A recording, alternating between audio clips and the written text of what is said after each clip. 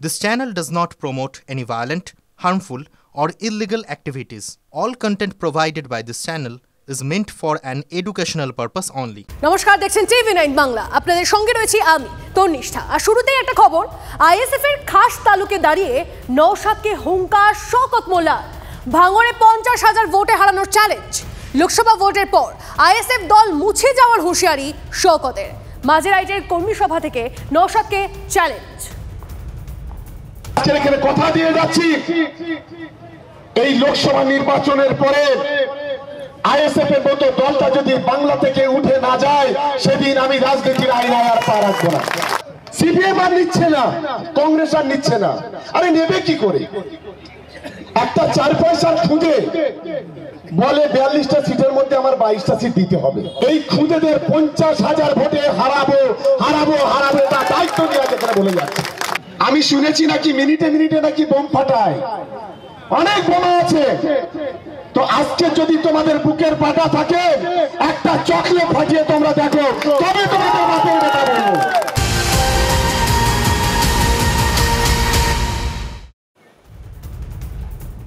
শিয়রে দুর্যোগ, দুয়ারে রাজনীতি, ছুটে যাচ্ছেন নেতারা। সাহায্য কোথায় চান নিয়ে অভিযোগ তুলছেন দুর্গতরাই। দুর্যোগে তৃণমূলের পোয়াবারও বলছেন বিরোধীরা। সংকটে কাদা ছড়াছড়ি বন্ধ কবে হবে? রাজনীতি নয়, সাহায্য চান দুর্গতরা। চরম বিপদেও কেন এই রাজনীতি?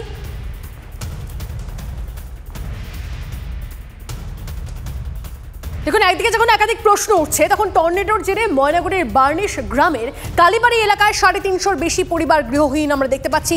গ্রামে না আছে বিদ্যুৎ, না পানীয় জল, না খাবার। স্বেচ্ছাসেবী বিভিন্ন সংগঠন ও পঞ্চায়েত সমিতি খাবারের ব্যবস্থা করছে, কিন্তু সেটা পর্যাপ্ত নয়। দাবি দুর্গতদের, মিলছে না সরকারি ত্রাণ। চরম ক্ষোভ পরিবারগুলির। তাদের অভিযোগ, প্রশাসনের আধিকারিকরা এলাকায় আসছেন, ঘোরাঘুরি করে চলে যাচ্ছেন। আর কি রিপোর্ট উঠে আসছে গ্রাউন্ড জিরো থেকে আমাদের প্রতিনিধি সায়ন্ত ভট্টাচার্যের প্রতিবেদন দেখুন। বার্নিশের কালীবাড়ি এলাকায় না আছে জল, না আছে বিদ্যুৎ, শুধু বিধ্বস্ত হয়ে রয়েছে গোটা এলাকা। মানুষ যাবে কোথায়? কার কাছে পরিষেবা মিলবে? সরকারি পরিষেবা মিলছে না, এমনই অভিযোগ বাসিন্দাদের। এখনো আমরা ভয়ঙ্কর পরিস্থিতিতে আছি, কোনো সুযোগ সুবিধা পাচ্ছি না। যেটা আশা করেছিলাম সেটুকুও পাচ্ছি না। যা সুযোগ সুবিধা আশা করতেছি হয়তো পাবো কি না, তাও সন্দেহের মধ্যে আছি। আমাদের দোকানপাট, যা যাবতীয় বাড়ি ঘর সব কিছু ভেঙে শেষ, কিন্তু এখনও পর্যন্ত আমরা সেরকম কোনো সুযোগ সুবিধা পেলাম না। সুযোগ পাচ্ছি না জানানোর, আসতেছে চলে যাচ্ছে, কোথাও সেরকম করে আমাদের সাথে বলছে না। আমরা জানাবো কিভাবে? আমাদের ভাষাটা আমরা ওনাদেরকে বোঝাতে পারছি না। ওরা আসতেছে, গাড়ি থেকে নামতেছে, আবার উঠে চলে যাচ্ছে। আমরা বুঝাবো কিভাবে? আমাদের সঙ্গে সেইভাবে কথা বলছে না।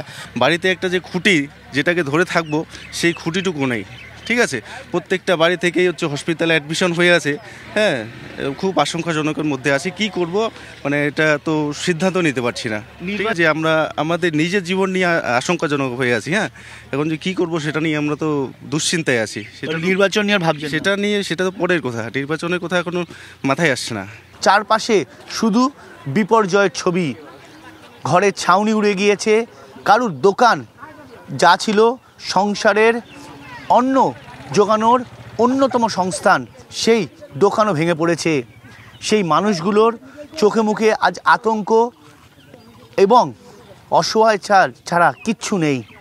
ক্যামেরায় সমর দাসের সঙ্গে সায়ন্ত ভট্টাচার্য, TV9 বাংলা, বার্নিশ, ময়নাগুড়ি।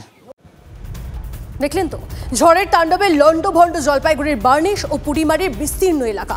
সরকারিভাবে ত্রাণ, পুনর্বাসন কিছুই না মেলার অভিযোগ। ত্রাণের নামে শুধুই পলিথিন। তাবু খাটিয়ে এভাবে দিন গুজরান, মাথায় হাত বাস্তুহারাদের। পরশুদিন মমতা ব্যানার্জি আসলে মুখ্যমন্ত্রী, উনি বলছেন যে ব্যবস্থা করবেন। কি এখনো পর্যন্ত কোনো ব্যবস্থা হয়েছে? হ্যাঁ, এখনো পর্যন্ত কোনো ব্যবস্থা হয়েছে? যে পাল পেয়েছি, ত্রিপাল পেয়েছি। আর এখানে আমাদের এই যে লোকাল এলাকার যে সংস্থাগুলো আছে, কালকে 4 লাখ দিয়ে গেছে। তাছাড়া সরকারিভাবে কোনো সাহায্য এখনো পাইনি। সকাল থেকে খাওয়ার জুটেছে কিছু? না, সকাল থেকে কোনো খাবার এখনো আসেও না, দেয়ও নেই কেউ। উনান জ্বলেছে না, কোথায় উনান জ্বালাও, কোনো ক্যাপাসিটি নাই তো। এরকমই এখন পড়ে আছি, কই কোনো তো সরকারি তো কোনো ব্যবস্থাও নেই, আর কেউ আসেও নেই। সরকারিভাবে কোনো সুযোগ সুবিধা দিয়েছে এখনো? না, কোনো কিছু। পুনর্বাসনের ব্যবস্থা করেছে? না, কিছু না। তাহলে কি দিয়েছে এখনো পর্যন্ত? শুধু পলিথিন? কিছুই দেয়নি, শুধু পলিথিন। এই পলিথিন একটা করে দিয়েছে। এখনো কোনো ব্যবস্থা হয়নি, প্রশাসনিক দিক থেকে হোক আর সরকারি দিক থেকে হোক, কেউ বলেনি। ত্রাণ কি পাওয়া গিয়েছে এখনো সরকারিভাবে? ওই প্লাস্টিক আর কিছু কিছু খাবার পৌঁছায় দিচ্ছে। পুনরায় বৃষ্টি হলে তো এই প্লাস্টিক নিচে থাকাই যাবে না। আমরা সমস্ত এলাকাতেই পৌঁছে গেছি, ঠিক আছে, এবং সমস্ত জায়গাতেই রিলিফ মেটেরিয়ালস পৌঁছে দেওয়া হয়েছে। গ্রুয়েল কিচেন চলছে আমাদের, এবং বাকি যে ইলেকট্রিসিটি রিস্টোর এবং বাকি জায়গায় আমাদের প্রায় 100 জন সিভিল ডিফেন্স ডিপ্লয়েড করা হয়ে গেছে অলরেডি, যাতে আমরা সমস্ত ধ্বংসস্তূপটাকে সরিয়ে নর্মাল সিচুয়েশন আনতে পারি। সেজন্য যুদ্ধকালীন তৎপরতায় কাজ চলছে। প্রাকৃতিক দুর্যোগ হলে তৃণমূলের পোয়া বারো, শাসক দলকে কটাক্ষ বর্ধমান দুর্গাপুরের বিজেপি প্রার্থী দিলীপ ঘোষের। তার অভিযোগ, আয়লা আমপানের মতো দুর্যোগ কেন্দ্র টাকা পাঠিয়েছিল, কিন্তু সেই টাকা গরিব মানুষের কাছে পৌঁছয়নি।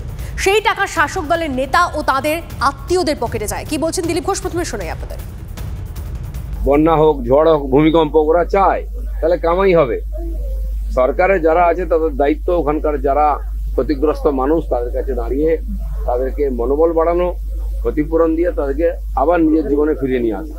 আমরা বিরোধী দল পার্টি আছি, আমরাও লোকের সঙ্গে আছি, কিন্তু কথায় কথায় মমতা ব্যানার্জি এত টাকা ফিরিস্তি, তত টাকা ফিরিস্তি, এত টাকা ক্ষতি হয়ে গেছে, এইসব বলতে থাকেন, কিন্তু মানুষের কাছে কিছু পৌঁছায় না।